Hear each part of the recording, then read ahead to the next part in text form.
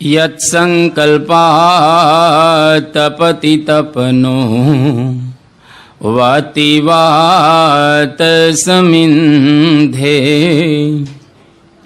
વહ નિર્ધત્તે ધરણીરુદધી લંઘતે નૈવ વેલામ સોયં શ્રીમાન નિખિલ જગતા અંતરાત્માવતીર્ણો ધર્મં રક્ષન દિશતુ કુશલમ સ્વામિનારાયણો નઃ યદરોમ વિવરેલીના અંડાનામ કોટયઃ પૃથક તદક્ષરમ ગુણાતીતમ નમામ્યહમ. શ્રી સ્વામિનારાયણ ભગવાનની જય. અક્ષર પુરુષોત્તમ મહારાજની જય. ગુણાતીતાનંદ સ્વામી મહારાજની જય. ભગતજી મહારાજની જય. શાસ્ત્રીજી મહારાજની જય. યોગીજી મહારાજની જય. પ્રમુખ સ્વામી મહારાજની જય. ગઈકાલથી આપણે શ્રી વાસુદેવ મહાત્મ્ય એનો પ્રારંભ કર્યો હતો. આપણા સંપ્રદાયનું મૂળ જેની અંદર સમાયેલું છે એવો આ એક નાનકડો પરંતુ બહુ જ મહત્વનો ગ્રંથ રહેલો છે. ગઈકાલે આપણે એની પૂર્વ ભૂમિકા નિહાળી અને પૂર્વ ભૂમિકાની અંદર આપણે એટલું સમજ્યા કે ખરેખર મહારાજ સમગ્ર શાસ્ત્રના વેદતા કહેવાય. મહારાજને બધા શાસ્ત્રો દેખાતા હોય, પરંતુ છતાંય શ્રીજી મહારાજ આ ગ્રંથની અંદર કંઈક વિશિષ્ટ રહેલું છે એટલે પોતાના સંપ્રદાયનું મૂળ બતાવે છે. તો ગઈકાલે પૂર્વ ભૂમિકા પૂર્ણ કરી અને આજે આપણે આ ગ્રંથનો પ્રારંભ કરીએ છીએ. 32 અધ્યાયનો નાનકડો ગ્રંથ છે, પરંતુ ઘણા બધા વિષયો અને ઘણી બધી વાતો આપણા સંપ્રદાયની આની અંદર સમાયેલી છે. જેના પ્રારંભમાં શૌનક મહર્ષિ પોતે ઉગ્ર શ્રવા એટલે કે સુતપુત્રને પ્રશ્ન પૂછે છે અને પ્રત્યેક વ્યક્તિએ આ પ્રશ્ન કોઈક ગુરુને પૂછવા જેવો છે. અને જ્યાં સુધી આ પ્રશ્ન આપણને ઉપસ્થિત ન થાય કે ઉદ્ભવે નહીં ત્યાં સુધી આપણે કંઈ પ્રાપ્ત કરી શકતા હોતા નથી. એટલે આ શાસ્ત્રના પ્રારંભમાં બહુ સુંદર પ્રશ્ન પૂછ્યો કે જીવાનામ શ્રેયસે સૌતે બહુધા સાધનાની તે ધર્મો જ્ઞાનંચ વૈરાગ્યમ યોગાદીની ઉદિતાની નહ. એટલે કે જીવના કલ્યાણ માટે ઘણા બધા સાધનો બતાવવામાં આવ્યા છે. ધર્મ, જ્ઞાન, વૈરાગ્ય, યોગ વગેરે આ બધા સાધનો બતાવ્યા છે કે જેના દ્વારા જીવનું શ્રેય થાય, કલ્યાણ થાય, મોક્ષ થાય, ભગવાનને આપણે પ્રાપ્ત કરી શકીએ. અને અધ્યાત્મ માર્ગની આ જ મોટામાં મોટી પ્રવૃત્તિ છે. ભગવાન આપણને મળે, આપણો મોક્ષ થાય. એટલા માટે તો મહારાજ પંચાળાના પહેલા વચનામૃતની અંદર વાત કરી કે ધામમાં ઠેઠ પૂગવું છે. પૂગવું શબ્દ મહારાજ વાપરે છે કે ધામમાં ઠેઠ પૂગવું છે એવું આપણે ઈચ્છવું. ઘણા બધા સ્વામીના વાક્યો પણ એવા રહેલા છે કે આપણે તો અક્ષરધામમાં જવું છે એવો એક સંકલ્પ રાખવો કે કરવો. કરોડ કામ બગાડી અને મોક્ષ સુધારવો. પ્રવૃત્તિ અહીંયા આગળ મોક્ષની જ રહેલી છે. એટલા માટે રામકૃષ્ણ પરમહંસ ઘણી વખત પોતે એવું બોલતા હતા કે the goal of human life is to realise God. ભગવાનને ઓળખવા એ આ મનુષ્ય જીવનનું પરમ અને ચરમ કર્તવ્ય છે. ધ્યેય નારાયણ હરિ. ભગવાન નારાયણની પાસે પહોંચવું એ આપણા જીવનનું લક્ષ્ય છે. બ્રહ્મ તલ્લક્ષ્યમ ઉચ્યતે મુંડક ઉપનિષદ. ટૂંકમાં જીવોના શ્રેય માટે ઘણા બધા સાધનો બતાવવામાં આવ્યા. હવે આ બધા સાધનો કેવા છે તો અહીંયા આગળ કહે છે કે સાધનો કષ્ટદાયક છે. કોઈ પણ માણસ સાધન કરે તો એને કષ્ટ થાય. ઉપવાસ કરીએ કઈ એવી મજા ના આવે. આપણે 3 ટાઈમ ખાતા હોઈએ અને આપણો ઉપવાસ કરીએ, યોગી બાપાને આનંદ આવે, કઈ આપણને બધાના આનંદ નથી આવતો. ઉપવાસની અંદર ચાતુર્માસની અંદર વિશેષ પ્રદક્ષિણા કરવી, દંડવત કરવા, એમાં કઈ આનંદ નથી આવતો આપણને. સાધનો કેવા છે? કષ્ટદાયક છે. ઓછો સમય છે આપણી પાસે ક્યાં વધારે સમય છે? કારણ કે 100 વર્ષની જિંદગી રહેલી છે, એનાથી વધારે તો આપણે જીવી શકવાના નથી. અને એમાંય આગલા 20 અને પાછલા 20, એમાં તો કશું બહુ થતું હોતું નથી. આગલા પ્રવૃત્તિમાં હોય અને પાછલા નિવૃત્તિમાં હોય, એટલે એ બેમાં કંઈ ન થાય. વચ્ચે જે કંઈ વર્ષો વધ્યા એમાં આપણે કામ કરવાનું હોય છે. એટલે સમય આપણી પાસે ઓછો છે અને અત્યારે યુગ ચાલે છે કળિયુગ. એ વાત અહીંયા આગળ બતાવે છે શૌનક સુતજીને કહેતા ઉગ્ર શ્રવાને કે આ બધા સાધનો કષ્ટદાયક છે અને સમય અમારી પાસે ઓછો છે અને અત્યારે આ કળિયુગનું વાતાવરણ છે, તો શું કરું? સર્વેશામ મનુજાનામ તો દુષ્કરાણી એવ તાની તું બાહુલ્યાચ અંતરાયાણામ તત્સિદ્ધિ અપિ દુર્લભા. વચ્ચે વચ્ચે સાધનો કરતા બહુ જ અંતરાયો આવે છે, વિઘ્નો ઘણા બધા આવે છે. એની વચ્ચે શ્રેય કેતા મોક્ષ કરવો એ કઈ રીતે થઈ શકે? અહીંયા આગળ બહુ સુંદર શૌનક એક શંકા કરે છે અને હંમેશા શંકા થવી જોઈએ. શ્રોતાને જો શંકા ન થાય તો એ શ્રોતા ન કહેવાય. એટલે કોઈ પણ વિષયમાં શ્રોતાને શંકા થવી જોઈએ. શૌનકને શંકા થાય છે કે તમે કહો છો કે આ સાધનો દ્વારા આપણે ભગવાનને પ્રાપ્ત કરી શકાતા નથી, પણ કષ્ટદાયક વગેરે વગેરે બધી વાતો કરીને કહે છે કે સાધનો કરીને ઘણા બધા ભગવાનને પામી ગયા છે. ઘણા બધા પામી ગયા છે. જાજલી ઋષિ હતા, એ સાધન કરીને ભગવાનને પામ્યા. શિલોંચ વૃત્તિવાળા મુદગલ ઋષિ હતા, સાધન કરી અને ભગવાનને પામ્યા છે. તો ક્યાં દુર્લભ રહ્યું? સાધનો દ્વારા પણ ભગવાનને મેળવી શકાય છે અને પામી શકાય છે. તો અહીંયા આગળ કહે છે કે બધા સાધનો કરી શકતા નથી. કોઈક હોય વિરલા, કોઈક વિરલા આવા સાધનો કરી શકે, પણ આમ જનતા એટલે કે બધા જ લોકો સાધનો કરી શકવા માટે સમર્થ હોતા નથી. અને કહે છે કે તમારી ઉપર તો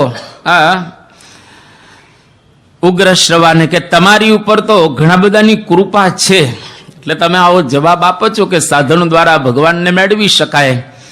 અને તમારી ઉપર તો કેટલા બધાની કૃપા છે, ભગવાન કૃષ્ણની કૃપા તમારી ઉપર થઈ છે, એનું પણ એક આખું આખ્યાન છે, પણ અત્યારે આપણે એનો સ્પર્શ નથી કરતા.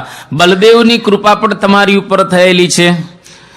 અને રોમહર્ષણ જે તમારા પિતાશ્રી, એની પણ કૃપા તમારી ઉપર થયેલી છે. સાવરણી, અકૃત વ્રણ, વૈશંપાયન, હારિત, ત્રૈયા, ઋણી, કશ્યપ, આ બધા જ જે આ વક્તાઓ, એની પણ કૃપા તમારી ઉપર થઈ છે. એટલે તમારા જેવા મહાન એક કૃપા પાત્ર વ્યક્તિ અમને જો બતાવે તો અમે સરળતાથી ભગવાનને પ્રાપ્ત કરી શકીએ. અને આ માર્ગમાં કૃપાની વધારે જરૂર પડે. મોક્ષ મૂલમ ગુરોહો કૃપા. જેને મોક્ષ મળે એને ગુરુની કૃપા હોવી જોઈએ. એટલા માટે ભાગવતની અંદર એક બહુ જ નાનકડી વાત કરવામાં આવી કે ગુરોહો અનુગ્રહેણ એવ પુમાન પૂર્ણ પ્રશાંતએ. જ્યાં સુધી ગુરુની કૃપા ન થાય ત્યાં સુધી આપણે પૂર્ણ શાંત થતા નથી. શાંત હોઈએ ત્યારે કથામાં આપણે શાંત છીએ, ક્યારેક શાંત આપણે બેઠા હોઈએ છીએ, પણ પૂર્ણ શાંત થવું એટલે કે મોક્ષને પ્રાપ્ત કરવું. તો ગુરુની કૃપા દ્વારા મોક્ષ પ્રાપ્ત કરી શકાય છે. એટલે શૌનક ઉગ્ર શ્રવાને કહે છે કે તમારી ઉપર તો પૂર્ણ ગુરુની કૃપા છે, એટલે તમને આ બધું સિદ્ધ થયેલું છે, તો અમને મોક્ષનો ઉપાય બતાવો. કારણ કે અમારી પાસે બહુ સમય ઓછો છે, ઓછા સમયની અંદર અમારે આ બધા કામ કરવાના છે, તો એ સરળતાથી અમે કરી શકીએ એવો કંઈક તમે ઉપાય બતાવો. એટલે સાવરણી મુનિ અને કાર્તિક સ્વામીનો જે સંવાદ થયેલો છે, આખું સ્કંદ પુરાણ સાવરણી અને કાર્તિક એના સંવાદ રૂપ રહેલું છે.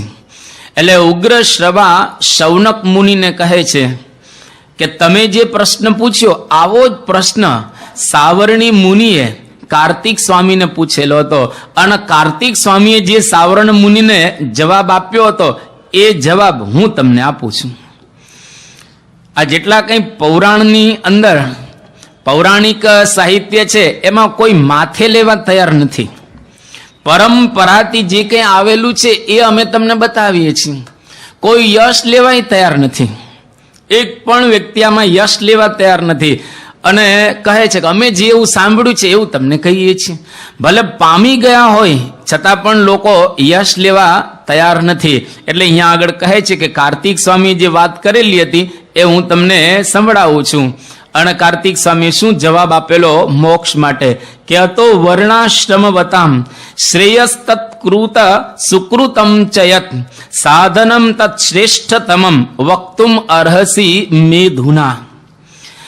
એટલે કે વર્ણાશ્રમ, વર્ણ ને આશ્રમ, 4 વર્ણ ને 4 આશ્રમ, એમાં જ આપણે બધા રહેલા છીએ. 4 માંથી કોઈ પણ એક વર્ણ ધરાવતા હોય, 4 માંથી કોઈ એક આશ્રમ ધરાવતા હોઈએ. એના માટે શ્રેયસ્કૃત એટલે કે કલ્યાણકારક અને સુકરમ સુખપૂર્વક થઈ શકે એવું, અને શ્રેષ્ઠતમમ જેનાથી બીજું કોઈ શ્રેષ્ઠ હોઈ જ ન શકે એવું કલ્યાણનું સાધન અહીંયા આગળ કાર્તિક મુનિ સાવરણી મુનિને બતાવી રહેલા છે. બહુ સુંદર રીતે અહીંયા આગળ સાધન બતાવે છે. હવે પ્રત્યેક વ્યક્તિ જ્યારે સાધના કરતા હોય છે એ વખતે સાધન બહુ મહત્વનું છે. જો આપણી પાસે બરાબર સાધન હોય તો આપણે સાધના વ્યવસ્થિત કરી શકીએ. ધારો કે કોઈ લડવા નીકળો અને તલવાર જ બુઠ્ઠી હોય તો, કોઈ યુદ્ધના મેદાનમાં ગયો અને બંદૂકમાં ગોળી જ ન હોય તો શું કામનું? એ લડી ન શકે. અથવા તો લડવા તૈયાર થાય, ખાલી બંદૂક વાળાને, ખાલી બંદૂક જેના હાથમાં હોય એ માણસ સામે કઈ પ્રહાર કરી શક, એને ઉતલાનો વધારે ડર લાગે કે ઓલો મારશે તો એને વધારે ડર લાગે. એટલે સાધન બહુ મહત્વના છે આધ્યાત્મ માર્ગની અંદર. તો અહીંયા આગળ ઉગ્ર શ્રવા શૌનકને બહુ સુંદર સાધન બતાવે છે કે શૃણુ બ્રહ્મન પ્રવક્ષ્યેહમ શ્રુતમ પિતૃમુખાન મયા સર્વેશામ અપી જીવાનામ સુકરમ મોક્ષ સાધનમ. આ ઉગ્ર શ્રવા કહે છે કે મેં મારા પિતાશ્રીની પાસેથી જે સાંભળેલું છે, અને આ બાજુ કાર્તિક સ્વામી પણ કહે છે મેં મારા પિતાશ્રીની પાસેથી જે સાંભળ્યું છે. કાર્તિક સ્વામીના પિતા કોણ ગણાય? શંકર ભગવાન. કે મેં શંકર ભગવાન થકી સાંભળેલું છે એ હું તમને કહું છું. એ સંવાદ અહીંયા આગળ ઉગ્ર શ્રવા શૌનકને સંભળાવે છે. હવે અહીંયા આગળ શરૂઆતમાં એક બતાવીને પછી મહત્વનું સાધન બતાવે છે. પહેલું સાધન શું બતાવે છે કે દેવતા પ્રીણન સમમ શ્રેષ્ઠ સિદ્ધિમ અભીપ્સતામ નાસ્તિ અન્યત સાધનમ કિંચિત વર્ણાશ્રમ વતામ ઈહ. એટલે કે દેવતાને પ્રસન્ન કરો એનાથી ઉત્તમ બીજું કોઈ સાધન શ્રેય કેતા કલ્યાણ માટે બતાવવામાં આવ્યું નથી. આમ સાદો જવાબ છે એકદમ, કે દેવતાને જો તમે રાજી કરો તો એના દ્વારા તમે કલ્યાણને પ્રાપ્ત કરી શકો. હવે ઘણા બધા દેવતાઓ છે, ઇન્દ્ર ને વરુણ ને વાયુ ને સૂર્ય ને ચંદ્ર ને અગ્નિ ને બૃહસ્પતિ ને વગેરે વગેરે. આ બધા દેવતાઓને આપણે રાજી કરીએ તો એના દ્વારા કલ્યાણ થાય એવી વાત અહીંયા આગળ કરે છે. 1, 2 ની 33 કરોડ દેવતા છે અને બધા જ એક યા બીજી રીતે દેવતાઓમાં જોડાયેલા જ છે. લગભગ તમે જુઓ એક કે એક વ્યક્તિ કોઈક ને કોઈક દેવતામાં જોડાયેલા જ છે. કોઈ માતાજીમાં જોડાયેલા, કોઈ મહાદેવમાં જોડાયેલા હોય, કોઈ બીજા ત્રીજામાં જોડાયેલા હોય. એટલે કોઈ દેવતા ખોટા નથી, એની આરાધના પણ ખોટી નથી. પણ અહીંયા આગળ બહુ પ્રારંભ સરસ કરે છે કે જો તમે દેવતાને પ્રસન્ન કરો તો મોક્ષને પ્રાપ્ત કરી શકો. હજારો લોકો હજારો દેવતાઓની આરાધના કરે છે, પરંતુ અહીંયા આગળ શૌનક શંકા કરે છે. એટલે આપણે વાત કરીને કે અધ્યાત્મ માર્ગ શંકાનો માર્ગ છે અને શ્રદ્ધાનો માર્ગ છે. આમાં શંકાએ થવી જોઈએ અને શ્રદ્ધાએ રાખવી જોઈએ, બે અગત્યનું છે. ઘણી વખત એકલી શંકા લોકો કરતા હોય છે, એ ખોટું છે. એકલી શ્રદ્ધા રાખતા હોય છે, એ ખોટું છે. શંકાની સાથે શ્રદ્ધા અને શ્રદ્ધાની સાથે શંકા, જો આ બે હોય તો જ ખરેખર મોક્ષ કેતા આત્યંતિક મુક્તિને આપણે પ્રાપ્ત કરી શકીએ. શંકા ક્યાં સુધી રાખવી કે જ્યાં સુધી આપણે પહોંચી ન શકીએ ત્યાં સુધી એની અંદર પ્રશ્ન કરવા. શંકા એટલે કે આમ કેમ, આમ કેમ, આમ કેમ, આમ કેમ. અને આખું ઉપનિષદ તમે વાંચો, આમ તો ઉપનિષદો ઘણા છે પણ 11 મુખ્ય કહેવાય. ઉપનિષદોની અંદર વારે વારે શંકાઓ અને એનું સમાધાન, શંકા અને સમાધાન. પ્રશ્ન થાય અને એનો જવાબ હોય જ. તમને પ્રશ્ન થયો, એનો જવાબ હોવો જોઈએ. એટલે અહીંયા આગળ શંકા કરે છે કે તમે વાત કરી કે દેવતાઓને રાજી કરીએ તો એના દ્વારા કલ્યાણ થાય, પણ એવું લાગે છે. અને સાવરણી મુનિ પણ કાર્તિક સ્વામીને કહે છે, શું કહે છે કે કાલે ન નાશ્યતે યેષામ વપુ સ્થાન બલાદીકમ તેષામ ન રોચતે મહ્યમ ઉપાસાત્ર દિવોકસામ. એટલે કે જેટલા કંઈ દેવતાઓ રહેલા છે એ બધાના વપુહુ એટલે કે શરીર, સ્થાન એટલે કે એ જ્યાં રહે છે ત્યાં, અને બળ એટલે કે એની અંદર શક્તિ. આ દેવતાઓના સ્થાન, બળ અને શરીર એ બધા નાશ પામે છે. કારણ કે શાસ્ત્રોની અંદર પણ કહેવામાં આવ્યું છે, જે વ્યક્તિનું શરીર નાશ પામતું હોય, જેનું બળ કે શક્તિ નાશ પામતી હોય અને જેનું સ્થાન નાશ પામતું હોય, એના દ્વારા આત્યંતિક કલ્યાણને ક્યારેય પ્રાપ્ત ન કરી શકીએ. કેટલી સુંદર વાત કરે છે. અને આપણા સંપ્રદાયનો રહસ્ય ગ્રંથ છે, એટલે સ્વાભાવિક રીતે આમાં રહસ્ય હોય જ. જે દેવતાની આપણે આરાધના કરીએ છીએ એમાં 3 બરાબર નિહાળો. ધારો કે કોઈ ઉમિયા માતાની આરાધના કરતા હોય તો એ તરત વિચાર કરે કે ઉમિયા માતાનું શરીર હંમેશને માટે રહે છે, ઉમિયા માતા જ્યાં રહે છે એ સ્થાન હંમેશને માટે શાશ્વત છે, અને એની શક્તિ કે બળ હંમેશને માટે રહે છે. જો 3માંથી એકેય ન રહેતા હોય તો એ દેવની આરાધના કરવી ન જોઈએ. એને પૂજવા, માન્ય કરવા, પ્રણામ કરવા, એમાં કોઈ વાંધો નથી. મહારાજે પણ દૃષ્ટવા શિવાલય આદિની કહેલું છે. એટલે પ્રણામમાં વાંધો નથી, પણ ઉપાસાત્ર શબ્દ કેટલો સરસ વાપર્યો છે કે ઉપાસના એ દેવની કરવી કે જે દેવનું સ્થાન, શરીર અને બળ ક્યારેય નાશ ન પામતો હોય. તો જેટલા કંઈ દેવતાઓ છે 33 કરોડ, આમ તો 33 કરોડ નથી, ઉપનિષદ પ્રમાણે ફક્ત 33 દેવતાઓ બતાવ્યા છે નામ સાથે. અત્યારે એનો ઉલ્લેખ નથી કરતા. 33 કોટી એટલે કે કોટી એટલે કરોડ એક અર્થ થાય છે, અને કોટી એટલે પ્રકાર. 33 પ્રકારના જ દેવતાઓ છે, 33 કરોડ નથી, ગણી ન શકાય. અને કેટલા બધા વોલ્યુમ થાય ખાલી નામના જ 33 કરોડ ગણવામાં આવે તો. એટલે 33 પ્રકારના દેવતાઓ રહેલા છે, અને આના સ્થાન, બળ અને શરીર નાશ પામે છે. નિષ્કુળાનંદ સ્વામીએ 64 પદીની અંદર બહુ સરસ વાત રહી કે પ્રકૃતિ પુરુષ પ્રલયમાં આવે, ભવ બ્રહ્મા ન રહે કોઈ રે, 14 લોક ધામ રહેવા ન પામે, સર્વે સંહાર હોય રે. પ્રકૃતિ પુરુષ સુધી બધું જ નાશવંત છે. એમાં જેટલા કંઈ દેવતાઓના સ્થાન આવે એ બધા જતા રહે. ભવ બ્રહ્મા ન રહે કોઈ રે, ભવે ન રહે કે શંકર ન રહે, બ્રહ્મા કોઈ રહેતા નથી.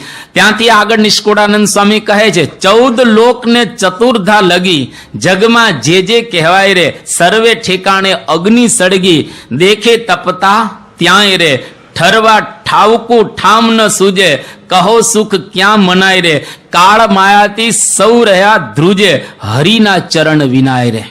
આ બધા દેવતાઓ છે એ બધાના શરીર, એ લોકોના સ્થાન આ બધા ધ્રુજે છે કેતા એ નાશ પામવાના છે. સદા ન જીવે સુર કે સુરેશ, હયાત બ્રહ્મા ન રહે હંમેશા. ઘણું જીવ્યાના વરદાન હોય, તે જાય અંતે તન ત્યાગી તોય. જો ચિરંજીવી શબ્દ આપણે ત્યાં વપરાય છે.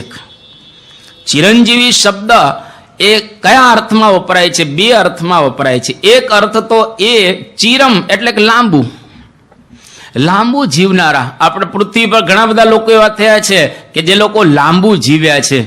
અને અત્યારની દ્રષ્ટિએ જોવામાં આપણી આવરદા 100 વર્ષની છે. સતયુગમાં આવરદા 1 લાખ વર્ષની હતી. તો અત્યારની દ્રષ્ટિએ તો લાંબુ જીવનારા જ કહેવાય ને. પણ ચિરમ જીવનારા એ અત્યારે દેખાતા નથી. લાંબુ જીવે, લાંબુ જીવીએ કે ટૂંકું જીવીએ એ કોઈ બહુ અગત્ય નથી. યુગ પ્રમાણે માણસની આવરદા ગોઠવાયેલી હોય છે. કબીરજી એક બહુ કાવ્ય લખ્યું છે કે આ બધા દેવતાઓ જે બધા રહેલા છે એ બધા પણ જવાના છે અને જાય છે. આમ કબીરની ભાષા અવળવાણી કહેવાય. અને કબીર બોલે એ જરા લોકોને સમજવું પણ અઘરું પડે. પણ અહીંયા આગળ થોડું થોડું સમજાય એવું કાવ્ય કબીરજીએ લખેલું છે કે જમકા અજબ તડાકા બે, તું ક્યાં જાને લરકા બે. પીર મરે पैगंबर मर गए जंदा जोगी, जपी तपी सन्यासी मर गए बेदो रोगी. आ बधा मरी गया. 9 भी मर गए, 10 भी मर गए सहस्त्र 88, 33 कोटि देव भी मर गए, पड़े काल की फांसी. 3 लोक पर छतर बिराजे, लूटिया कुंज बिहारी, कहत कबीरा 100 भी मर गए, रहत कौन बिचारी. બધા મરી ગયા. દેવતાઓ બીજા ત્રીજા બધા જ એક દિવસ જાય છે. સુરાસુર ને ઇન્દ્ર ચંદ્ર અવની તે પણ જાશેજી. દાનવ ને માનવ મરવાના કહ્યું છે નારાયણ દાસેજી. આ સાદા કાવ્યોની અંદર પણ વસ્તુ તો એક જ બતાવેલી છે.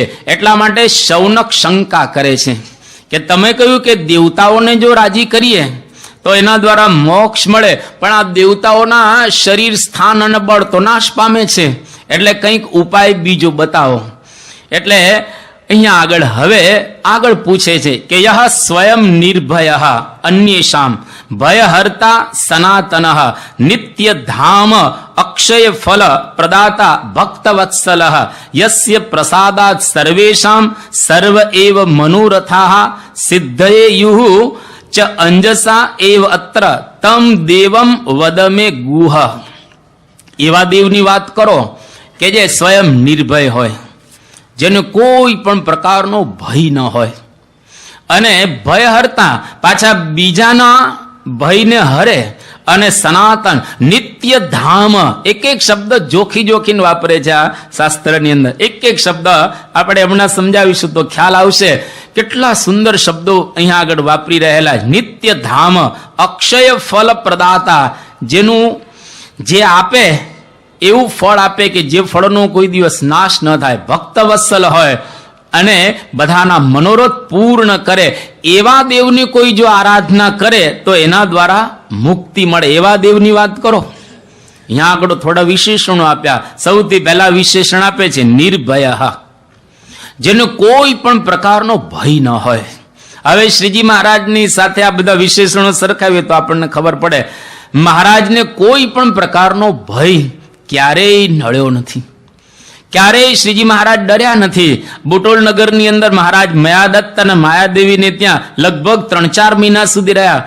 અને પાછલી રાત્રે એક વખત સ્નાન કરવા માટે ગયા. 2 સિંહ આવ્યા. મહારાજ ત્યાં નજીક ગયા અને પેલા સિંહ આરોટવા લાગ્યા. મહારાજ એની વચ્ચેથી આમ નીકળી ગયા. બહુ આરામથી, નિર્ભય એકદમ. શ્રીપુરનો પ્રસંગ તો આપણે જાણીએ છીએ, કારણ કે આપણે દિલ્હી આઈમેક્સની અંદર જોયા આવ્યા છીએ. જુનાગઢનો દામોદર કુંડ, એના મહંતે કહ્યું કે નીલકંઠ જંગલમાં સૂતા નહીં, તો પણ નીલકંઠ વર્ણી જંગલમાં સૂઈ ગયા. એક વાઘ આવ્યો, દર્શન કરી અને જતો રહ્યો. હિમાલયની અંદર અન્નપૂર્ણા અને ધવલગીરી, આ સૌથી ઊંડી ખીણો, મહારાજમાં ભૂલા પડી ગયા અને ભયંકર સાપ આતે એની વચ્ચે શાંતિથી મહારાજ સૂતા હતા. કોઈ પણ પ્રકારનો ભય નહીં. એક વખત પ્રમુખ સ્વામી મહારાજ 19/5/1986 રાત્રિનું ભોજન કરી અને મુંબઈની અંદર બેઠા હતા. બધા સંતો પણ આજુબાજુ બેઠા હતા. થોડા પ્રકરણોની વાતો નીકળી, જુદા જુદા જે પ્રકરણો બન્યા હોય એમાં દાદુભાઈના પ્રકરણની વાત નીકળી અને એને મળવા જવાનું હતું. એ લોકોએ એવી ધમકી પણ આપેલી હતી કે તમને મારી નાખીશું. પ્રમુખ સ્વામી મહારાજને આવી ધમકી આપેલી. પછી બાપાને કહ્યું, બાપા તમને આમ બીક ન લાગી? તો સ્વામી પોતાના શબ્દો કે મને કોઈ દિવસ બીક લાગી જ નથી, કોઈની ક્યારેય બીક જ લાગી નથી. જો નિર્ભય, એકદમ અતિશય એ નિર્ભયતાને પામેલા પુરુષો અને મહારાજ જો રાખ્યા હોય તો આવી નિર્ભયતા આવે. જેમ શ્રીજી મહારાજને કોઈ પણ પ્રકારનો ભય લાગતો નથી, તો જેને ભગવાન રાખ્યા હોય એને પણ કોઈ દિવસ કોઈનો ભય ન લાગે.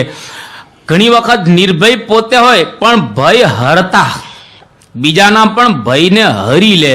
અને અહીંયા આગળ કહે છે સનાતન, જે હંમેશને માટે હોય, જેના સ્થાન બળ કોઈ દિવસ નાશ પામતા ન, કરે નિર્ભય ભાંગી ભવ ભયને, તેનો પાછો પરાભવ ન હોય. એટલે એનો કોઈ આશરો કરે, એના પણ બધા ભય છે એ હરી લે. એવા આ દેવની જો આરાધના કરીએ તો આપણે મોક્ષને પ્રાપ્ત કરી શકીએ. હવે શબ્દ બહુ સમજવા જેવો છે. જો ઘણા બધા રામના આશ્રિત હોય છે, આપણે કોઈનું ખંડન કરતા નથી, યાદ રાખવું, પણ શાસ્ત્રમાં જે બતાવેલું છે એની જ આપણે અત્યારે વાત કરી રહેલા છીએ.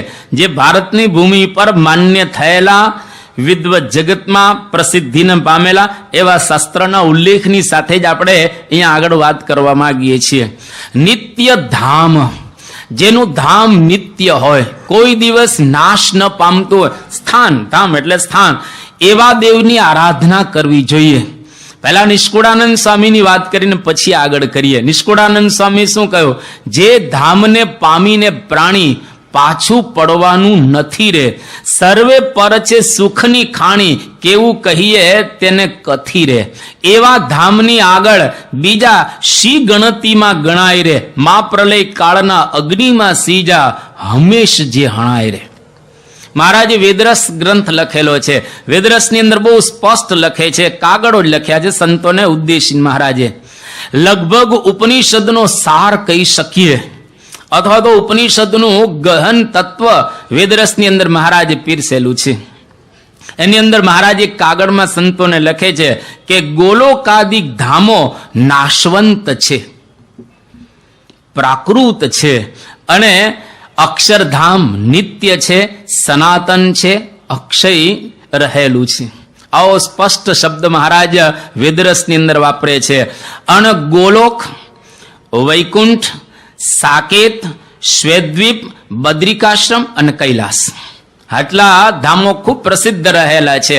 આ બધા ધામોની અવધિ છે અને નાશ પામે છે. અહીંયા આગળ શબ્દ કેટલો સરસ, જેનું ધામ નિત્ય હોય, નિત્ય ધામ, જેનું ધામ કોઈ દિવસ નાશ ન પામતું હોય એવા દેવની આરાધના કરવી જોઈએ. તો સૌથી પહેલા બ્રહ્મ વૈવર્ત પુરાણની અંદર પ્રકૃતિ ખંડ છે અને 54મો અધ્યાય, એની અંદર એવું બતાવવામાં આવ્યું છે કે સુતપા નામના મુનિ બોલે છે કે હે રાજા, આદિ સૃષ્ટિના સમયે સૃષ્ટિ રચવાને તત્પર થયેલા એવા ભગવાન કૃષ્ણચંદ્ર જ્યારે ખેલતા હતા ત્યારે ખૂબ થાકી ગયા એ રમી રમીને, અને પોતાની કલારૂપ જે પ્રકૃતિ હતી એની સાથે પોતે જોડાય અને ગોલોકને ઉત્પન્ન કર્યો, એટલે કે ગોલોક ધામ બનાવ્યું.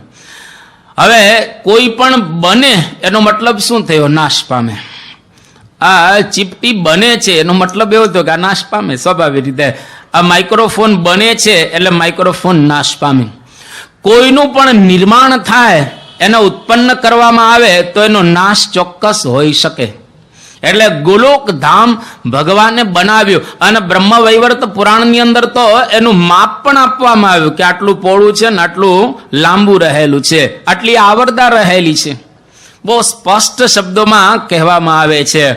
અને જેની આવરદા કે લંબાઈ પહોળાઈ અથવા તો જેનું નિર્માણ થયેલું હોય એ કોઈ દિવસ શાશ્વત ન હોય, એટલે ગોલોક નાશ પામે છે. તો ગોલોકની અંદર રહેનારા અથવા તો એના જે ઈષ્ટદેવ ભગવાન કૃષ્ણચંદ્ર, એની આરાધના કરીએ તો તો એના દ્વારા જે આત્યંતિક મુક્તિને પ્રાપ્ત ન કરી શકીએ. કારણ જેટલો સમય ગોલોક રહે ત્યાં સુધી તમે રહો, એમાં કોઈ શંકાને સ્થાન નથી.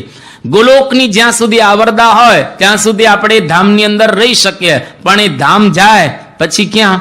કે જ્યાં આપણને ભગવાન પૂર્ણ પુરુષોત્તમ નારાયણ જે બ્રહ્માંડની અંદર ગોઠવે ત્યાં પછી જવાનું હોય. આ બતાવવામાં આવ્યું બ્રહ્મ વૈવર્ત પુરાણ. હવે ભાગવતની અંદર 8મો સ્કંધ 5મો અધ્યાય અને 5મો શ્લોક, એની અંદર શું કહે છે કે વૈકુંઠ કલ્પિતો યેન લોકો લોક નમસ્કૃત રમયા પ્રાર્થ્યમાનેન દિવ્યા તત્પ્રિય કામ્યયા. કે લક્ષ્મીજીએ ભગવાન નારાયણને વિનંતી કરી કે તમે મને રમવા માટે કંઈક સ્થાન આપો. એટલે વૈકુંઠ કલ્પિત યેન લોક લોક નમસ્કૃત, એટલે ભગવાને લક્ષ્મીજીને રાજી કરવા વૈકુંઠનું નિર્માણ કર્યું. જેમ કોઈ બંગલો બનાવે ને, તમે બંગલો બનાવો તમારા ધર્મપત્નીને રાજી કરવા માટે, એમ ભગવાનના અર્ધાંગીની લક્ષ્મીજી છે. તો લક્ષ્મીજીને રાજી કરવા માટે વૈકુંઠ કલ્પિત, એટલે કે વૈકુંઠનું નિર્માણ કરવામાં આવ્યું અને લક્ષ્મીજી પછી રાજી થયા એની અંદર રહીને.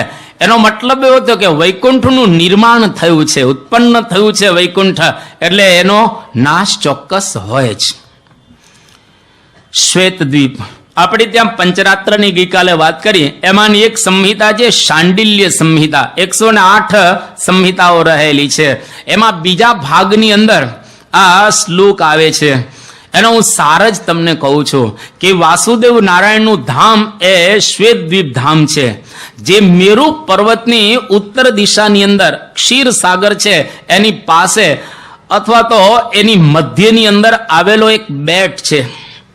અને જે બેટ સૃષ્ટિના ઉત્પત્તિની સાથે ભગવાને રચ્યો હતો અને ક્ષીર સાગર અને શેષની રચના કરી અને ભગવાન નિદ્રા લે છે અને આનંદ કરે છે. શ્લોકની અંદર જોવું હોય, ક્ષીર સિંધુંચ શેષંચ કૃત્વા નિદ્રામ રતિમ યયો. આ એક્ઝેક્ટ શાંડિલ્ય સંહિતાનો શ્લોક છે. ભગવાને એની રચના કરી અને શાંતિથી નિદ્રા લીધી, પ્રસન્ન થયા કે એક સ્થાન બની ગયું. કયું સ્થાન? તો કે શ્વેત દ્વીપ. જો બન્યું તો એ નાશ પામવાનું છે. આનો મતલબ એવો થયો કે આ બધા જ જે ધામો રહેલા છે ઉત્પન્ન થાય છે, અને ગોલોક વગેરે જે ધામો છે એ કેવા છે? તો કે નાશવંત છે, માયામય છે, પ્રાકૃત છે. જ્યારે અક્ષરધામનો ક્યાંય એવો ઉલ્લેખ બતાવો, અહીંયા આગળ પણ અક્ષરધામની વાતો કરશે, જો આગળ કરવાના છે. અને આપણે તો આ મહારાજ પ્રગટ થયા પછી મહારાજે અક્ષરધામની વાતો બતાવેલી છે, પણ આ શાસ્ત્રની અંદર સંપ્રદાયનું મૂળ છે એટલે અક્ષરધામનું વર્ણન આવશે આની અંદર આગળ. તો અક્ષરધામ એ શાશ્વત છે, એ નાશ પામે છે એવો કોઈ જગ્યાએ ઉલ્લેખ બતાવવામાં આવ્યો નથી. કૈલાસ ક્યાં છે? કૈલાસ તો હિમાલયની અંદર રહેલો એક સ્થાન રહેલું છે. તો કૈલાસ હિમાલયની અંદર છે, તો જે દિવસે પૃથ્વી નાશ પામશે એ દિવસે કૈલાસે જશે ને. જ્યાં સુધી પૃથ્વી હશે ત્યાં સુધી કૈલાસ હશે, અને પૃથ્વી ગઈ એની સાથે સાથે કૈલાસ પણ ગયું. એટલે કોઈ દેવના સ્થાન ખોટા નથી, કોઈ દેવની આરાધના પણ ખોટી નથી, પરંતુ આપણે ખાલી કલ્યાણને પ્રાપ્ત નથી કરવું, આત્યંતિક કલ્યાણ મેળવવું છે. કોઈ ગોલોકમાં જાય તો એ કલ્યાણ જ છે, શ્વેતદ્વીપની અંદર જાય તો એ કલ્યાણ જ છે, અરે કૈલાસને પામે તો એ કલ્યાણ જ છે, મોક્ષ જ છે, છુટકારો જ છે.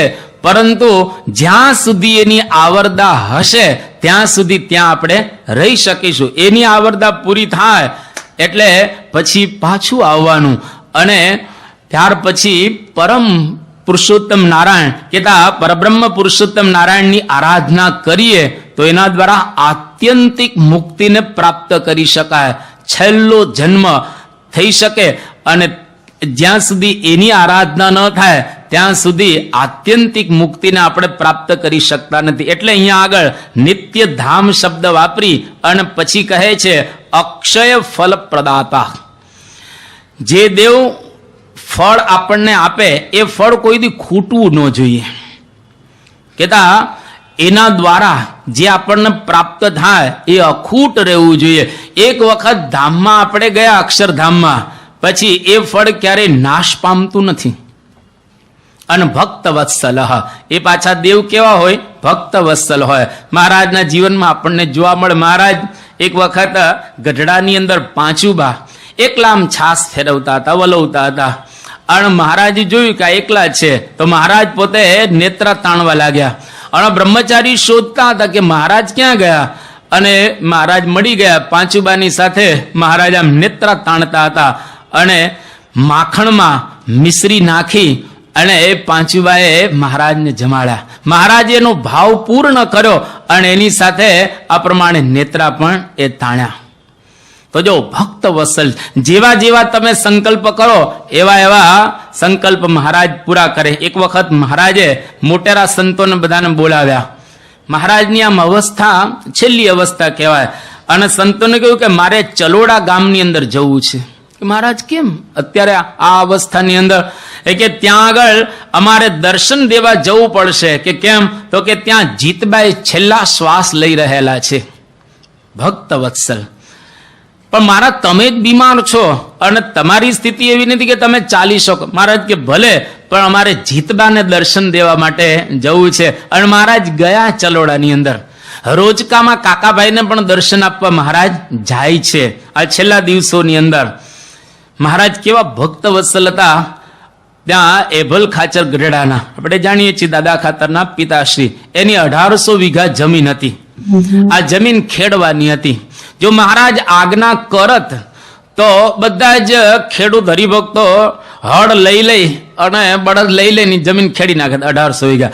પણ શ્રીજી મહારાજ કેટલા ભક્ત વત્સલ, જમીન ખેડવા માટે સંતો અને પાર્ષદોની સાથે 4 મહિના વાડીએ રહ્યા. 4 મહિના મહારાજ વાડીએ રે. પૂર્ણ પુરુષોત્તમ નારાયણ આ કેટલા ભક્ત વત્સલ હશે એ આપણને ખ્યાલ આવે. અને એ દરમિયાન ભુજના હરજી અને સુંદરજી એ સુથાર બંને સોનાની વાંસળી લાવેલા અને મહારાજને આપી. મહારાજ એટલી સરસ વાંસળી વગાડી કે અભલ ખાચરને સમાધિ થઈ ગઈ. અને સમાધિની અંદર અક્ષરધામના મહારાજ એને દર્શન કરાવે છે. કેટલા ભક્ત વત્સલ. એક વખત મહારાજ પાતળીએ કુવે હતા અને કોઈ ગામનો જે કણબી છે મહારાજની પાસે આવ્યો અને કહ્યું કે તમારા સાધુ તરી જશે પણ હરિભક્તો ખટપટિયા નહીં તરે. આ બહુ સ્પષ્ટ લખવામાં આવ્યું છે આપણા ગ્રંથોની અંદર. ખટપટિયા શબ્દ વાપરે છે. એ કે તમારા સાધુઓ બધા તરી જશે પણ હરિભક્તો કોઈ નહીં તરે, એ બધા ખટપટિયા છે એટલા માટે. શ્રીજી મહારાજ તો ભક્ત વત્સલ એટલે મહારાજ એક લાકડી ત્યાં મંગાવે છે. લાકડી મંગાવી અને એક આર લાકડીના આગળના ભાગમાં ખૂંટાડે છે. અને પછી મહારાજ લાકડી નાખી કુવામાં, લાકડી તરવા માંડી. એટલે એની સાથે પેલી જે આર હતી એ પણ આમ તરે છે. પછી મહારાજે ત્યાં આગળ પ્રસંગ કહ્યો કે હરિભક્તો અને સંતો, એમાં સંતો અમારા મોટા દીકરા છે અને હરિભક્તો બધા નાના દીકરા છે. આર નાની હતી, લાકડી મોટી હતી. એટલે સંતો અમારા મોટા દીકરા છે અને હરિભક્તો બધા અમારા નાના દીકરા છે. પછી મહારાજે પ્રસંગ કહ્યો એ કે 2 રાજાઓ લડતા હતા. લડતા એક જે રાજા હતો એના સૈનિકો ઘાયલ થાય. એટલે સૈનિકો ઘાયલ થતા ત્યાં એક મહાજન હતો. એટલે સૈનિકોને પાટાપિંડી કરે અને પાછા યુદ્ધના મોરચા પર મોકલે. કોઈ પણ ઘવાય એટલે એને પાટાપિંડી કરીને પાછો એ સૈનિક જતો રહ્યો યુદ્ધના મોરચામાં. તો જે રાજાના સૈનિકોને પાટાપિંડી કરવામાં આવતી હતી એ મહાજન કરતો હતો. એ રાજા જીતી ગયો અને પેલો રાજા હારી ગયો. એટલે રાજા જીત્યો એટલે સ્વાભાવિક રીતે જે યોદ્ધાઓ હોય એ યોદ્ધાઓનું સન્માન કરવામાં આવે અને બધાને શિરપાવ પણ આપવામાં આવે. એ વખતે શિરપાવ જ્યારે આપવાનો પ્રારંભ કર્યો યોદ્ધાને, ત્યારે રાજાએ કહ્યું કે યોદ્ધાને શિરપાવ આપો એની પેલા મહાજનને શિરપાવ આપો. એ કે કેમ? તો કે મહાજનને લઈ અને આ યોદ્ધાઓ બધા સારી રીતે લડી શક્યા એટલે આ પ્રમાણે જીત થયેલી છે. એટલે મહાજનને પેલા શિરપાવ અને પછી યોદ્ધાને તમે શિરપાવ આપો. એ પ્રસંગ કહીને મહારાજે કહ્યું કે હરિભક્તો છે એ બધા અન્ન વસ્ત્ર આપે છે, એટલે પેલા એનું કલ્યાણ કરીશું અને પછી સંતોનું કલ્યાણ કરીશું. બધા હરિભક્તો ખુશ થઈ ગયા, કારણ કે સંતોને અન્ન વસ્ત્ર કોણ આપે છે? તો બધા હરિભક્તો જ આપે છે. આ મંદિરમાં જે કંઈ જોવામાં આવે આમાં એક એક વસ્તુ આ બધી છે કોની? તમારી જ છે. આ બધી દેવને તમે આપ્યો. એટલે સંતો બધા એ કોઈ કમાતા નથી, કોઈ નોકરી તો કરતા નથી. એટલે હરિભક્તો બધા સંતોનું પોષણ અન્ન વસ્ત્ર કરે છે અને સંતો એમને વાતે ચીતે કરી અને એમનું પોષણ કરી રહ્યા છે, એમને આ પ્રમાણે નવાજી રહેલા છે. તો મહારાજે કહ્યું કે અમારા હરિભક્તોનું અમે પહેલા કલ્યાણ કરીશું, કારણ કે મહારાજ કેવા છે? ભક્ત વત્સલ અને દરેકના મનોરથ પૂર્ણ કરનારા છે. એક વખત મહારાજ ગોંડલ ત્યાં આગળ જતા હતા અને ગુણાતીતાનંદ સ્વામી કાનોજી બાપુને ત્યાં એ હતા અને ત્યાં આગળ સુથાર દેવરામ એમણે બ્રાહ્મણો માટે બહુ સુંદર રસોઈ બનાવી. એમના ધર્મપત્નીએ આ રસોઈ બનાવેલી હતી અને એટલી સરસ રસોઈ, બધા ખુશખુશાલ થઈ ગયા. અને પત્નીને એ જ વખતે સંકલ્પ થયો કે આ રસોઈ મહારાજ જમે એવી છે. એટલી સરસ રસોઈ બની છે કે સ્વયં શ્રીજી મહારાજ જમે એવી આ રસોઈ છે. હવે એ વખતે જ મહારાજ ગોંડલ થી આગળ આમ જુનાગઢ જતા હતા, એટલે સંઘને વડાવ્યો કે તમે જાઓ. મહારાજ તમે ક્યાં જાઓ છો? તો કે અમે આવીએ છીએ. એમ કરીને મહારાજ 6 સંતોને લઈ અને ગોંડલ આ દેવરામ સુથારને ત્યાં જાય છે. કે મહારાજ તમે અહીંયા આગળ? એ કે તારી પત્નીએ મનોરથ કર્યો હતો ને, સંકલ્પ કર્યો હતો કે આ ભગવાન જમે એવી રસોઈ છે, એનો સંકલ્પ નિહાળી અને અહીંયા આગળ તમારે ત્યાં આવ્યા છે. મહારાજ હરિચરિતામૃત સાગરમાં બહુ સુંદર એક વાત આના અનુસંધાનમાં લખે છે. મહારાજ કે ભક્તિનો પ્રવાહ જ્યારે પરાકાષ્ઠાએ પહોંચે ત્યારે જ અમે આવીએ છીએ.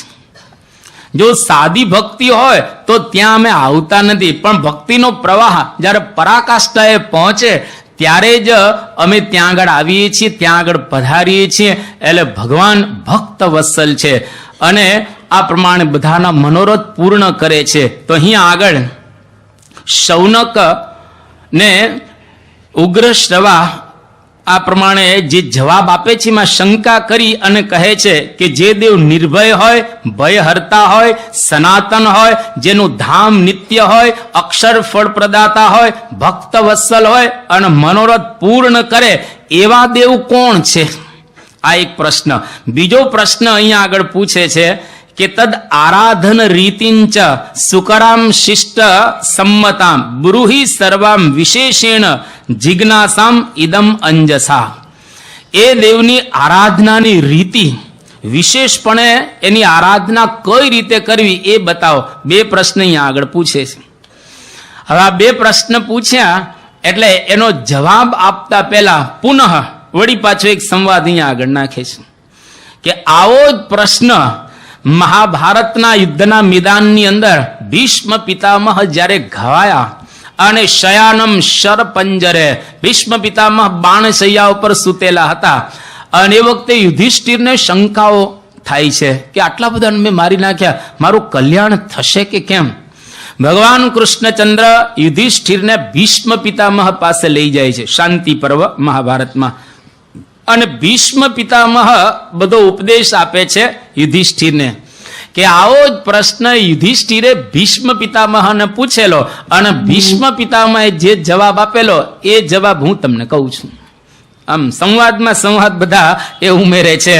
તો ભીષ્મ પિતામહે શું આ યુધિષ્ઠિરે શું પૂછેલું ને ભીષ્મ પિતામહે શું જવાબ આપેલો એની અહીંયા આગળ વાત કરે છે કે ચતુર્ષુ તાત વર્ણેષુ ચતુર્ષુ આશ્રમેષુ યહ ઈચ્છેત ચતુર્વર્ગ સિદ્ધિમ દેવતામ કામ યજેત યહ નિર્વિઘ્નેન ચ સા સિદ્ધિ કથમ સ્યાત અલ્પકાલતઃ કથમ ચ અલ્પ સુકૃતિ પદવીમ મહતિમ ઇયાત એતમ મે સંશયમ છિંધી સર્વજ્ઞસ્ત્વમ પિતામહ. હે પિતામહ, ભીષ્મ પિતામહને કહે છે કે મારા સંશયો તમે દૂર કરો. કયા સંશયો છે? 3 પ્રશ્ન પૂછે છે. એક તો 4 પુરુષાર્થની સિદ્ધિ માટે કયા દેવનું ભજન કરવું જોઈએ? ધર્મ, અર્થ, કામ અને મોક્ષ 4 પુરુષાર્થ છે. જો પૈસા કમાવા હોય તો સર્વોપરી ઉપાસનાની જરૂર છે. ધર્મ પાળવો હોય તોય સર્વોપરી ઉપાસનાની જરૂર છે. શાસ્ત્ર વિરુદ્ધ એવો કામ ભોગવવો હોય તોય સર્વોપરી દેવની ઉપાસનાની જરૂર છે. અને મોક્ષ મેળવવો હોય તો પણ એની ઉપાસનાની જરૂરિયાત રહેલી છે. ચારે ચાર પુરુષાર્થની સિદ્ધિ કરવી હોય તો કયા દેવનું ભજન કરવું, અલ્પ કાળમાં કયા સાધનથી તેની સિદ્ધિ થાય, ઓછા સમયમાં કામ વધારે થાય, એકદમ ઓછા કાળમાં મોટું કામ થઈ જાય. અને અત્યારે તો ટેકનોલોજીનો યુગ થઈ ગયો. અત્યારે તો અમથોય સમય આપણી પાસે ઓછો છે અને ઝડપથી કામ પતાવવાનું છે. 9 વાગ્યા નથી ને આપણે ભાગ્યા નથી. 9 વાગે ને તરત ભાગે આપણે. એટલે ઓછા સમયની અંદર વધારે આપણે તો કામ પતાવવાનું છે. અને અલ્પ પુણ્ય વાળો મોટી પદવીને કયા ઉપાયથી પામી શકે? આપણે કદાચ પુણ્ય ઓછા હોય અને ઓછા પુણ્ય મોટી પદવી પ્રાપ્ત કરી શકાય છે. એ કઈ રીતે પ્રાપ્ત કરી શકાય? તો ભીષ્મ પિતામહ યુધિષ્ઠિરને જે જવાબ આપે છે એ જવાબ આ ઉગ્ર શ્રવા શૌનકને આપે છે. હવે અહીંયા આગળ દેવની વાત કરે છે કે વાસુદેવ પરમ બ્રહ્મ શ્રી કૃષ્ણ પુરુષોત્તમ દેવ અકામે સકામેશ્ચ પૂજ્યો મુક્તે નરૈરપી દ્વિજાતીનાંચ આશ્રમાણામ સ્ત્રી શુદ્રાદેશ્ચ સર્વથા સ્વસ્વ ધર્મે એષ એવ તોષણીયોસ્તિ ભક્તિતઃ. અહીંયા આગળ મનુષ્ય માત્ર જો આત્યંતિક મુક્તિને ઈચ્છતો હોય તો એના માટે આ દેવની આરાધના કરવી જોઈએ. પૂજ્ય મુક્તેહિ નરેહિ અપી. એની પૂજા, એની ભક્તિ, એની ઉપાસના વગેરે કરવી જોઈએ. કઈ રીતે? અકામેહિ સકામેશ્ચ. કામનાની સાથે કરો કે કામના છોડીને કરો, પણ એવા દેવની પૂજા કરવી જોઈએ. અને જે માણસ એવા દેવની પૂજા કરે એને આત્યંતિક મુક્તિ મળે છે. તુલસીદાસે એક બહુ નાનકડી ચુપાઈ લખી કે જીનહ હરિભક્તિ હૃદય નવ આની જીવત સવ સમાન તેહી પ્રાણી. એટલે પૂજા કરવી એટલે ભક્તિ કરવી. જો આપણે ભક્તિ કરીએ તો ધીરે ધીરે ધીરે આપણું હૃદય છે દ્રવિત થાય. અને એમ કરતા કરતા કરતા આ માર્ગે ધીરા થોડા આગળ વધી શકીએ. હઠ બસ સઠ સાધન બહુ કરે. માણસ ઘણી વખત સાધન આમ કરવા માટે ઉદ્યત થતો હોય છે. માણસને સાધનમાં બહુ આમ પ્રીતિ હોય છે, પણ ભક્તિમાં એટલો બધો એને રસ પડતો નથી. 2-5 ઉપવાસ કરીએ એના કરતા એક શાંત ચિત્તે બેસીને કલાક માળા ફેરવીએ એમાં ઘણું પ્રાપ્ત થાય. એનો મતલબ એવો નથી કે ઉપવાસ આપણે ન કરવા, ઉપવાસ જે આપણા નિયમ પ્રમાણે કરવા, પણ ભક્તિની અગત્યતા બતાવવામાં આવેલી છે આપણા આ શાસ્ત્રોની અંદર. ભક્તિ બહુ અઘરી છે, સાધનો બધા સહેલા. ધર્મ પાળવો અતિશય સરળ છે. આમ તો અઘરો કહેવાય પણ છતાંય સરળ છે. જ્ઞાન શીખવું અતિશય સહેલું છે. રામાયણ, મહાભારત, ગીતા, ઉપનિષદ બધા શાસ્ત્રો ભણવા બહુ સહેલા છે. એમાં કાંઈ બહુ કષ્ટ પડે ને, થોડીક બુદ્ધિ હોય અને દર ઉધરનું થોડુંક આમ તેમ વાતાવરણ ગોઠવાઈ ગયેલું હોય તો આપણે શાસ્ત્રો સારી રીતે ભણી શકીએ, એ પણ સહેલું છે. વૈરાગ્ય કેળવવો પણ સહેલો છે, પણ ભાવ ઉત્પન્ન થવો અતિ અઘરો છે.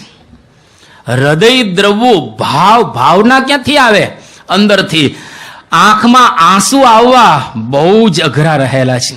ચૈતન્ય મહાપ્રભુ પ્રાર્થના કરે છે, કેટલી અદ્ભુત એક પ્રાર્થના. આમ તો ચૈતન્ય મહાપ્રભુ એક મહાન ભક્ત, એ પ્રાર્થના કેટલી સુંદર કરે છે કે નયનમ ગલદ અશ્રુ ધારયા વદનમ ગદગદ રુદ્ધયા ગીરા પુલકેહી નિચિતમ વપુઃ કદા તવ નામ ગ્રહણે ભવિષ્યતિ. હે ભગવાન, મારી આંખમાં આંસુ ક્યારે આવશે? આમ ભક્તિ તો કરું છું, પણ ભક્તિ કરતા કરતા મારી આંખ ક્યારે ભીની થશે? ઘણી વખત તમે જો એવા પ્રસંગ આમ ઉપસ્થિત થાય, આપણી આંખ ભીની થઈ જાય. એમણે આંખ ભીની થતી નથી. જ્યારે હૃદય આપણું દ્રવે ત્યારે આપણી આંખ છે એ ભીની થાય. લોકોના દુઃખ આપણે જોઈએ તો આંખ ભીની થતી હોય છે, પણ ભગવાનને માટે આંખ ભીની થાય. આ બહુ અગત્યનું છે. કરુણ દ્રષ્ટિએ જોઈએ તો પણ આંખ ભીની થાય છે. કોકના દુઃખો જોઈએ તો પણ આંખ ભીની થાય છે, પણ ભક્તિથી આંખ ભીની થાય. એ ભક્તિથી આંખ ભીની કરવી એ બહુ જ, હિમાલય ચડવો સહેલો છે, કદાચ એવરેસ્ટ ઉપર પણ ચડી શકાય અને કદાચ ટનલે ખોદી શકાય, દુનિયામાં હજારો મોટા મોટા કામ કરી શકાય, પણ ભક્તિ દ્વારા આંખમાં આંસુ આવવા એ બહુ અઘરા છે. આ અતિશય અઘરું છે. વદનમ ગદગદ રુદ્ધયા ગીરા, મારી જે વાણી છે એ ગદગદ થઈ જાય આ ભગવાનના ભાવની અંદર. પુલકે હિ નિચિતમ વપુહો, મારું શરીર એકદમ પુલકિત થઈ જાય. તવ નામ ગ્રહણે કદા ભવિષ્યતિ, હે ભગવાન તમારું હું નામ લઉં અને ક્યારે આવું થશે. જો રામકૃષ્ણ પરમહંસ એને પ્રત્યક્ષ ભગવાન નથી મળ્યા, પણ આમ રસ્તા ઉપરથી રામકૃષ્ણ પરમહંસના જીવન ચરિત્રમાં આવે છે, કોઈ રામ બોલી જાય તો તરત આમ ગાંડા જેવા થઈ જાય, એનું શરીર છે આમ રહે નહીં. જો આપણે ત્યાં મગનભાઈ હતા ને આફ્રિકાના મગન, આખી આરતી ઉતારી ન શકે, ગદગદ થઈ જતા હતા એ ભાવની અંદર. અને યોગીજી મહારાજને તો આપણે નિહાળ્યા છે. યોગીજી આમ ભગવાનનું આમ જે દર્શન કરતા હોય તો એકદમ પુલકિત શરીર થઈ જાય. અને બાપાને આજે આપણે નિહાળીએ છીએ. તમે બાપા છે ને કઠણે બહુ છે ને પોચાય બહુ છે. બાપા છે ને કઠણી એવા છે અને પોચા પણ એવા રહેલા. ઘણી વખત સ્વામી આમ પ્રવચન કરતા કરતા રડેલા આપણે જોયેલા છે. આમ એકદમ ગદગદ, એને ડૂકો ભરાઈ જાય અને બોલી ન શક્યા, એકદમ ગદગદ થઈ જાય, આંખમાંથી આંસુ આમ પડવા લાગે. અને કોઈક વખત ગમે તેવા પ્રસંગો હોય તો પણ એવા જ કઠોર હોય. એટલે ભગવાનનું આપણે નામ લઈએ અને ગદગદ થઈ જવાય એ ભક્તિ કહેવાય. અને આવી ભક્તિ દ્વારા ભગવાનને આપણે રાજી કરી શકીએ. તો એવા દેવ કોણ છે કે જેની ભક્તિથી આપણે એમને પામી શકીએ અને એના ધામમાં આપણે પહોંચી શકીએ. હવે એ દેવની અહીંયા આગળ વાતો કરશે અને દેવની વિશેષતા બતાવશે, ભક્તિની રીત બતાવશે અને સાથે સાથે ઘણા બધા વિષયો, કારણ કે 32 અધ્યાય સુધી ચાલવાનું છે એટલે ઘણું બધું લેશે. આખા સંપ્રદાયના જેટલા કંઈ આપણા વિષયો છે બહુ સુંદર રીતે ઊંડાણપૂર્વક આની અંદર લઈ લીધેલા છે. એટલે અહીંયા આગળ આજની કથાને આપણે પૂર્ણ કરીએ છીએ. આવતીકાલે આગળ અહીંયાથી દોર સાંધીશું. શ્રી સ્વામિનારાયણ ભગવાનની ગુણાતીતમ ગુરુમ બ્રહ્મરૂપમ નિજાત્મનઃ વિભાવ્ય દાસ ભાવેન સ્વામિનારાયણં ભજે શ્રીહરિં સાક્ષરં સર્વદેવેશ્વરં ભક્તિધર્માત્મજં દિવ્યરૂપં શાંતિદમ મુક્તિદમ કામદમ કારણમ સ્વામિનારાયણં નીલકંઠં ભજે શ્રીહરિ.